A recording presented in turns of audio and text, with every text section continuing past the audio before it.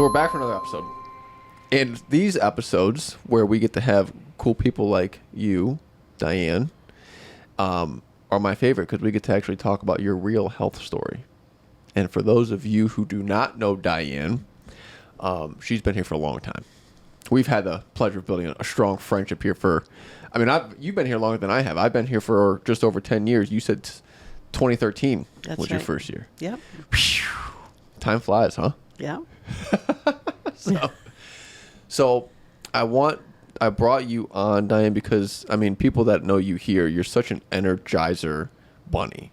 And you seem to have this bountifulness of youth and vibrancy. I think that's worth exploring here.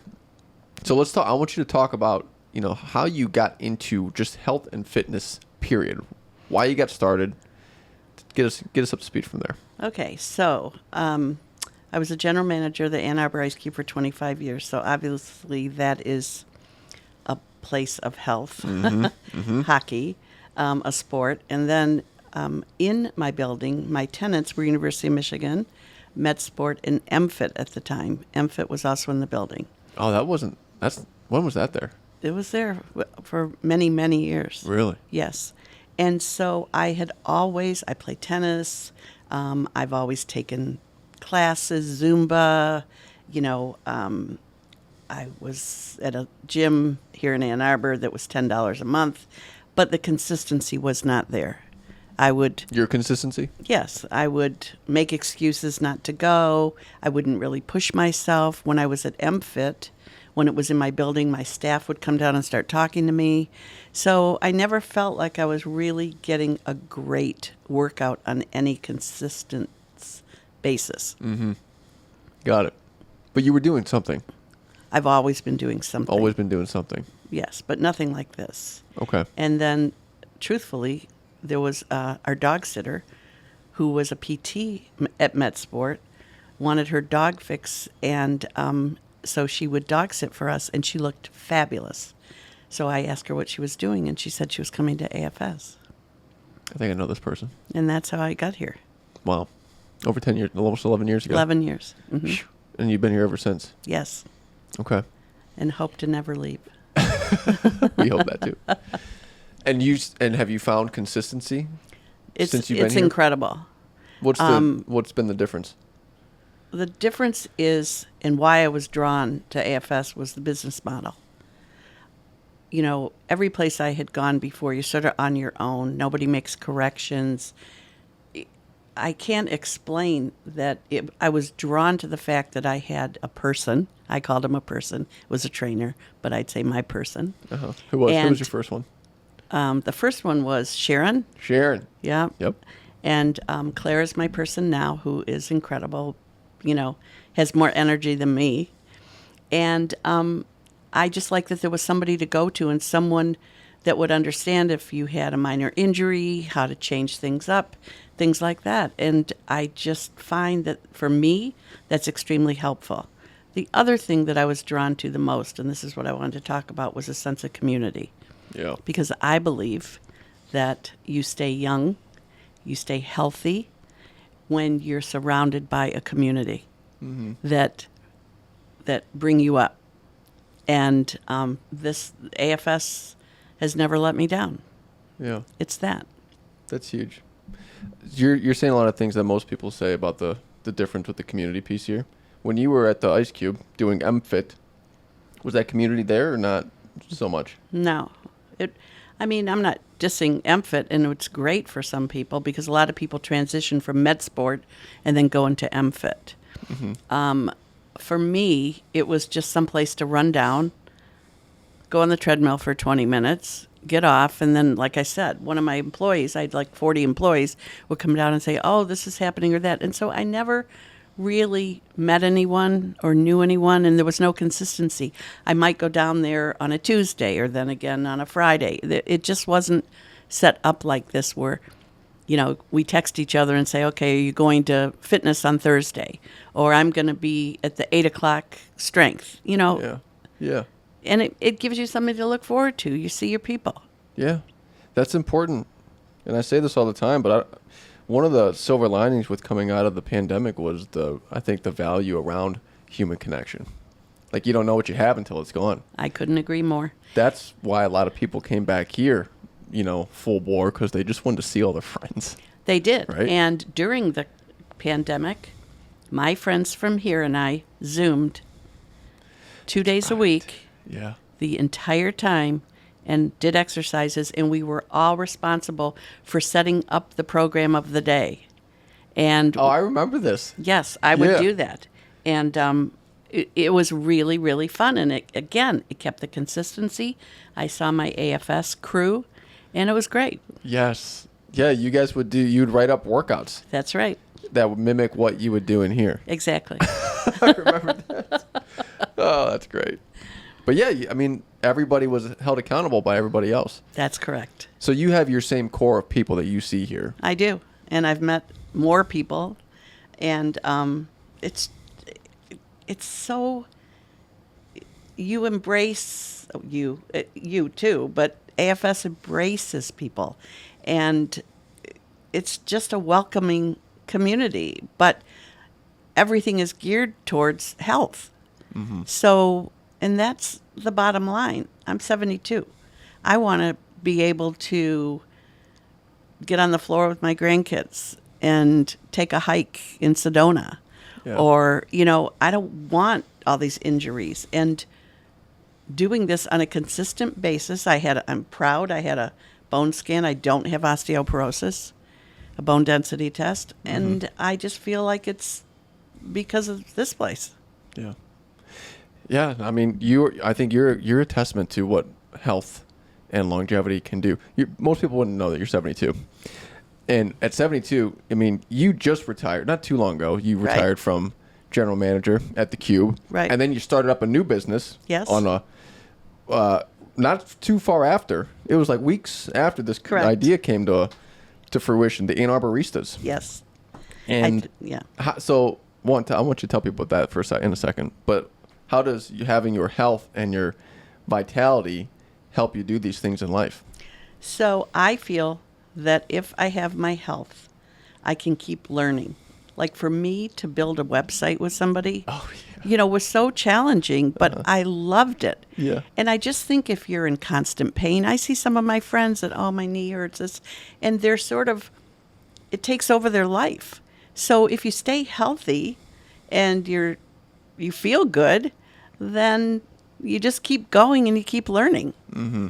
I learned so much developing Ann Arboristas. I can't even tell you. Making T-shirts, doing, the screening, doing the logos. It was an amazing journey. And I just think physically you keep going, mentally you keep going. Yeah.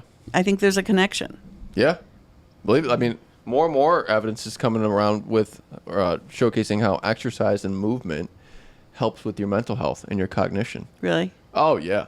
Yeah. Yeah, there's some studies that say, hey, movement and exercise can work just as effectively for anxiety and depression as your medications that are prescribed to you. Huh.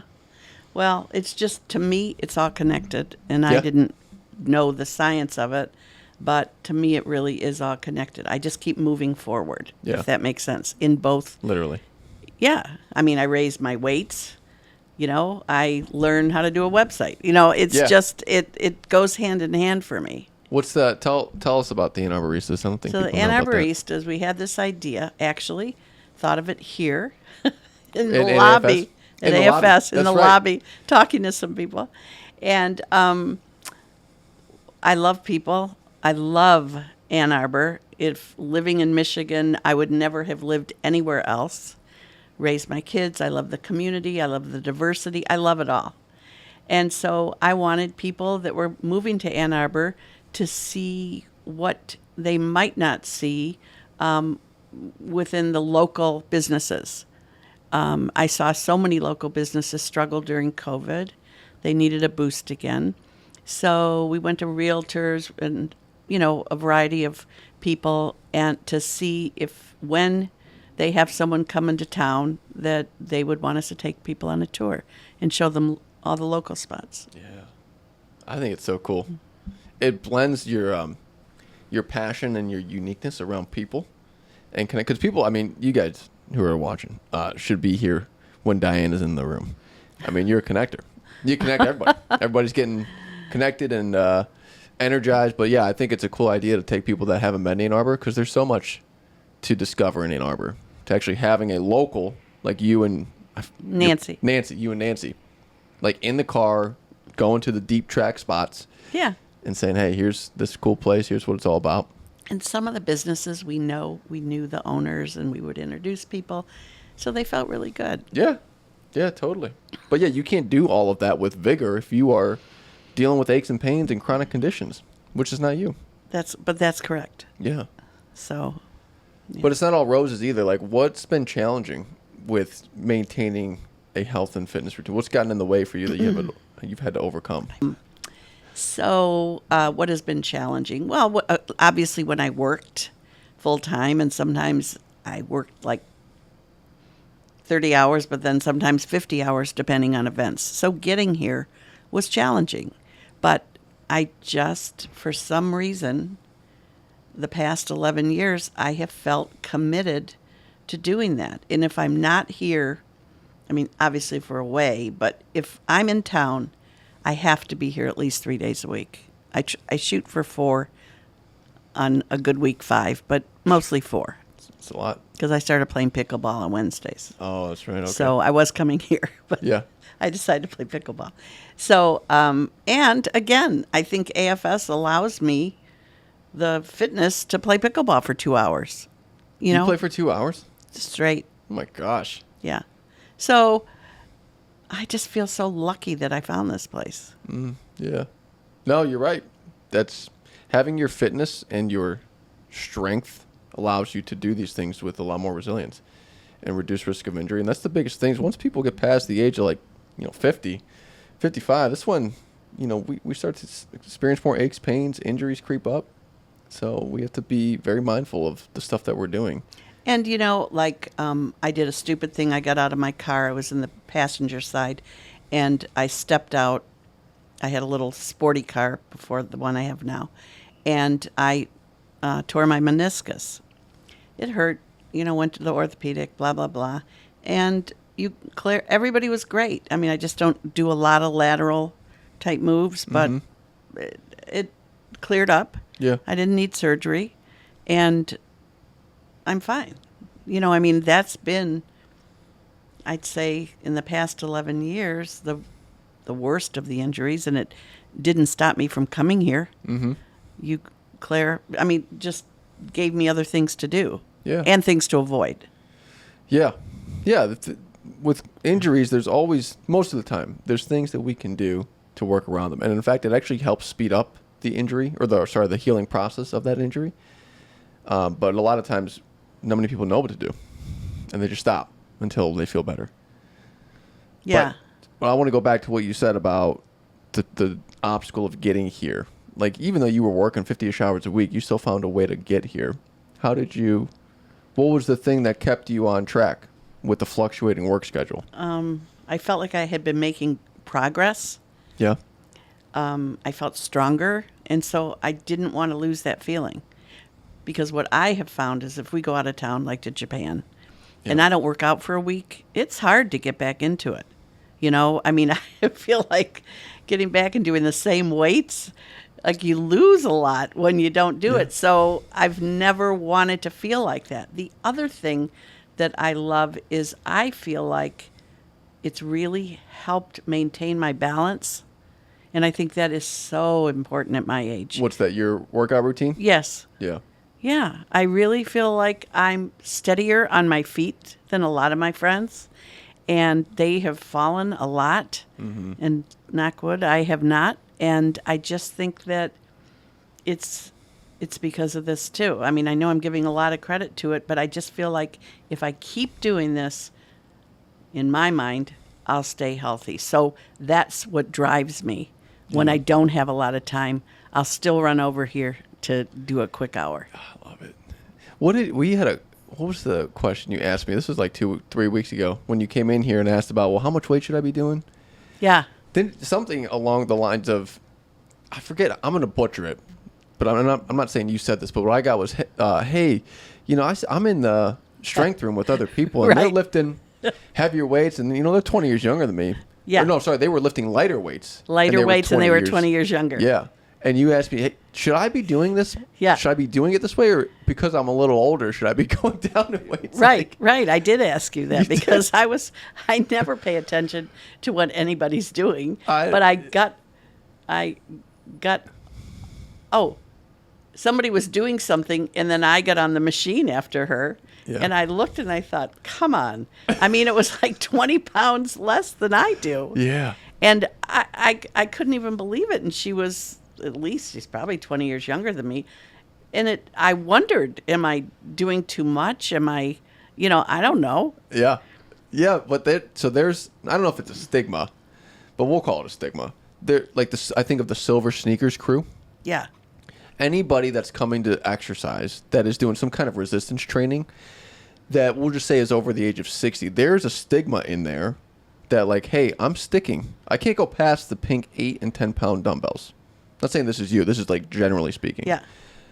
Because I'm over 60. Yes. And this is what we do. We don't do more than this because this is what the Silver Sneakers, whatever has been Right. like predisposed or like ingrained in this population. Right. This is our limit. We don't do more than this because I'm this age, which could not be farther from the truth. And you and most of our membership are a testament to that. You're in there lifting, relatively heavy weights. Right. I really am. And, yeah, it's not the heaviest, but certainly, I'm doing 15 pounds, and instead of seeing people doing 8 and things like that. So Yeah. I push myself to do it. And then, yeah, it was just that I don't pay attention to what anyone else is doing. I'm listening to my podcast and walking around and doing Yeah. my thing. But I just happened to get on right after and had to move the weight like 20 pounds. Right.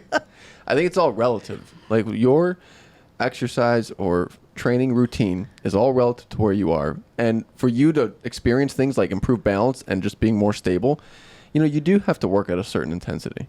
That's appropriate. Yeah. So, it's more than, pink weights for 1,000,000 reps. Yeah. It's more, hey, you're actually doing a very intentional resistance training program. And some of this came about is something happened to the software that I got a new program and it was making me do 4 instead of 3. Oh. And like an idiot, I did it the first couple of exercises. And then finally I was smart enough to walk up to whoever was there. And I said, I was like so irritated. I said, who did this program? And it wasn't Claire, it was Chris. Oh, boy. And I said, what is this? And then it turned out if I restarted my phone, that it was only 3. I thought you guys were like messing with Like me. 3 sets? Like 4 sets? 4 Yeah, you instead do of another. 3. Gotcha. And it was so funny. Sorry. Yeah. I thought that you guys did it to me on purpose. I wouldn't be surprised. That's like a Chris thing. I Yeah, think but Chris- it didn't. He looked at me, and when we restarted my phone and rebooted it, it came up because love it. on your computer it said 3. Got it. Got And it. Okay. It was so funny though. Lucky for Chris. Yeah. But yeah, I mean, I just thought that conversation was funny. It's like, I don't know how much I'm doing more weights than this other individual. Should I be doing that? It's like, yeah, no, you should. But at least I asked the question. You did. No, I loved it. Appreciated it. I wasn't going to drop my weight 20 pounds because she did. But I really didn't understand what was going on. And You're just strong, Diane. You're just a strong person. Well, thanks. I mean, I am sort of strong. What's the routine on a weekly in terms of your, movement, physical activity plan, and then how do you coordinate it with your crew here? Gretchen. Okay, so I have my regular thing: Tuesday, Friday, strength; Thursday, Saturday, fitness. We all text sort of the beginning of the week and see who's doing what. So you got a group text going on? Yes, Love that. and we do that, and that's sort of how I do it. And like I said, I do pickleball on Wednesday, and then Kevin and I have e-bikes, and we ride on Sundays when the weather's permitting. Okay. Spring, summer, fall. Yeah. That's nice. Yeah. Now, does it line up with the group that everybody's able to do, the same day and the same class? Sometimes, we just write and see who's going to be in town and who's not and who's doing it, and we just sort of see. And if nobody can come, doesn't matter. There's always somebody in the class that I can work out with and, chat with. And Yeah. yeah. So that's sort of how we do it. And it's great. And you look forward to seeing your friends. Yeah. I mean, the program, I know the program, not just our program, but any, appropriate progressive exercise program can work. But how important is having those people to do it, like your friends? How important is that when it comes to the effectiveness? So I prefer to be here when they're here. And I would never, if we made the arrangements, I just always follow through. Even if I didn't, well, I usually sleep well, but if you wake up with a headache, you know that somebody's going to be there, and so you do it. And it works, and that's how we sort of do it. But if somebody writes me and says I'm not going, I'd say only 10% of the time do I then cancel. Usually I just think, you know what, I'm still doing it. Got it. So you're doing it regardless of the group Yes. consensus. Yes. You've come to that point where it is automatic, no questions asked, just like brushing your teeth. Exactly. Yeah. And that's how it has to be, I think, to be successful and to be consistent. I really do. I think a lot of people that start here have, or kind of, I don't know if needs the right word, but really benefit from having that support group initially. Because I think it's like, hey, I'm going to go do it with, Gretchen and Elaine. Yeah. And that's really what's getting me out to go do the thing. But then at some point it becomes to where you're at now, where it's autonomous. That is correct. I would say that's 100%. Yeah. That's great. Yeah. And you're probably now in a position where you're the leader of that support group, where there could be some people in your group that are like, I don't know if I really feel like going. Yeah. But then Diane is coming in. Come "No, on. Come Yeah. on. Get in there. Yeah. Yeah. You need this. Yeah. Yeah. All right, here's a question for you. If you were to say some words of insight, or I'll reframe it. People that are watching and listening are mostly the people that are not engaged in a health and fitness plan. They're a little timid. They're on the fence. They don't really know if they should start or, how to go about starting. What would you say to those people, where, given your experiences now with health and fitness, to get them over the fence and engaged with health and fitness? I would say a good quality of life is so important. And I think that if you exercise on a regular basis, it really enhances your quality of life. You're here, you have one life. Why not give it your all and feel good and enjoy it? Each day. I had breast cancer in 2005. Had a mastectomy. Had a very aggressive type of breast cancer, triple negative. And 2005, it's 19 years. Oh, almost. Yeah, 19 years. And, each day's a gift. Each birthday's a gift. So why not just make the best of it? And if you exercise, it's been proven that it keeps you healthy. So why not do it? Mm-hmm. Yeah, you're totally right. Totally right. Especially if you have an experience like that, that brings another perspective on just quality of life and the limited time that you have. You want to maximize it. Absolutely. Yeah. You want it to be joyful. Mm-hmm. And you want to feel good. You don't want to have nagging pains. Right. So you want to prevent it. And I think the best way to prevent it is to stay active and to exercise so that you don't fall down the rabbit hole of, oh, this hurts, that hurts. Oh, I woke up this morning. I feel really lucky and really blessed that when I wake up, I dart up out of bed, run downstairs, have a cup of coffee. You're ready to rock. Right.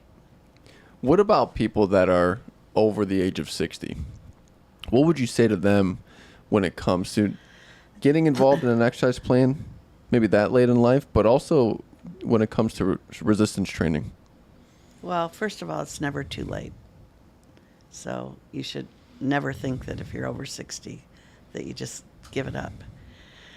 But I have found, I was a little resistant. In the beginning, I only went to because you offered it more, I only went to fitness. Circuit training stuff. Yeah. It was called weight loss then. That's right. And I was a little resistant to the weight training, and I don't remember who it was that said, you know what, just give it a try. I think the first year or two I was here, I didn't do it. And because I loved the classes. And then when I started doing it, I felt different. You know, I can't explain it. I felt stronger. Mm-hmm. Like I said, I just felt more balanced, more grounded. And, you know, I've tried so hard to talk some of my friends into resistance training, and they just won't. They swim, or they do water aerobics, or they, you know, and I don't think that people over 60 see the benefit all the time. And I think that once you do it, and after a while, I think that you really feel the difference. Yeah. Yeah. Is it, do you still find yourself gravitate more towards the circuit training classes? No, I think it's both. You know, Yeah. I think they both have benefits. So, you know, I like my 2 days of fitness, and I enjoy, like I said, I listen to podcasts, and I like my 2 days of strength. Yeah. Sort of equal now. I mean, the other's more social. So, yes, when I see my peeps, I love going Yeah. to fitness. I mean, that's a social time. The other one, I think of it sort of as a work time. Got it. Good clarification. Yeah, I think I'm with you. Most people view strength training as this environment to build a lot of muscle tissue, and it's meant for the big muscular dudes.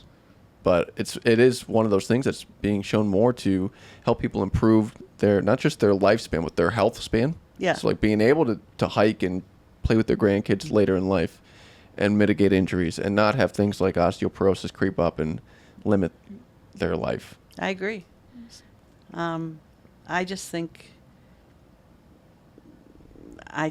all of this is, I hope, helping with longevity. Yeah. Yeah. I'm not ready to go anywhere yet. I was going to say, so what's on the horizon? You and Kevin. Next 10 to 15 years, what is... We want to travel. You know, I'm going in a girls' thing to Arizona in February. You know, there's always Japan on the horizon, obviously. Mm-hmm. So, you know, it's just ongoing. We were up north this weekend. You know, we just keep, like I said, we just keep moving forward. Love it. Love it. Awesome. Is there anything we did not cover that you wanted to share, or stories that we wanted to capture? No. I mean, I think this is just a huge part of my life. But it's become a normal part of my life. Does that make sense? Like, Yeah. it's just there. Like, I work part-time. I have a cup of coffee. I come here and work out. Does that make sense? It's Yeah. just who I am. I mean, everybody knows. All my friends know, you know, that I'm working out 9 to 10, and then I'll talk to you afterwards. You know, it's just it's just how it is. Yeah. It's you know? become a part of like your identity and Yes. routine. I mean, not just my routine, though. It's sort of become a part of who I am, if that Yeah. makes sense. It totally does. Yes, you are inculcated now. Official people know. Yeah. So I just love it here. And again, I think that the business model and the feeling of community is just really important. You know, in 2010, I read the Dan Buettner book, The Blue Zones. Yeah. I read it way, way long ago. And, you know, all the things that those cities or places have in common, one big thing is the community. I mean, besides the fact that their daily routine, sometimes working and exercise, walking, and riding bikes in Loma Linda, California, things like that. But community is huge. Big time. And I think that you hit on something that no place else that I've ever been to really creates here, truthfully. Thank you for that. I feel that too, the community piece. So thank you for sharing your story Sure. and all your thoughts. And we're going to end with the slogan. If you want to know where to go to be in the know, what is the Ann Arboristas? How do you say it? What's the slogan? The slogan is You got to say it in the mic. be in the know where to go. Be in the know where to go. Yeah. So, like, anything health and fitness, we got you. But anything local Ann Arbor, Diane got you covered. Thank you. And that's our show for today. Thank you so much for sticking around, watching, learning. If you extracted some value, please share this with your friends and family. You can also click the subscribe link. I believe if you're on the Spotifys and Apples and you're listening to this, there's a subscribe link at the bottom of the episode. If you're watching on YouTube, bottom right of this video, you can click subscribe to stay up to date on the latest episodes. Thank you again for joining us on this episode. And with that being said, be well, stay connected, and take care of your health.